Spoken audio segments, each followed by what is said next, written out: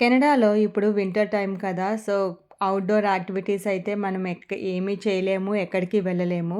So, especially మనము winter టైమ్‌లో indoor సంబంధించినవే మనం ఎక్కువ ప్రిఫర్ చేస్తాము. సో, పిల్లలకైతే మార్చ్ బ్రేక్ ఇచ్చారు 1 వీక్. సో, అందుకనే మేము వాళ్ళని తీసుకొని స్కై జోన్ ట్రాంపోలిన్ పార్క్ అయితే వచ్చాము. సో, ఇదేంటంటే వాళ్ళకి ఎక్సర్‌సైజ్‌గాను ఉంటది. అండ్ ఎస్పెషల్లీ కొంచెం వాళ్ళకి ఫిజికల్ యాక్టివిటీస్ చేసినట్టు కూడా ఉంటదని చెప్పి వాళ్ళనైతే ఇక్కడికి తీసుకొచ్చామనమాట. కానీ చాలా బావుంది స్కై జోన్ ట్రాంపోలిన్ పార్క్. అంటే దీంట్లో మనకి నంబర్ ఆఫ్ యాక్టివిటీస్ ఉన్నాయి.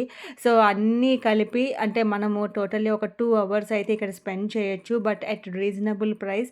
చాలా అంటే చాలా బావుందనమాట. అండ్ కిడ్స్ అయితే అలసిపోయి ఇంక రాంగానే నిద్రపోయారు.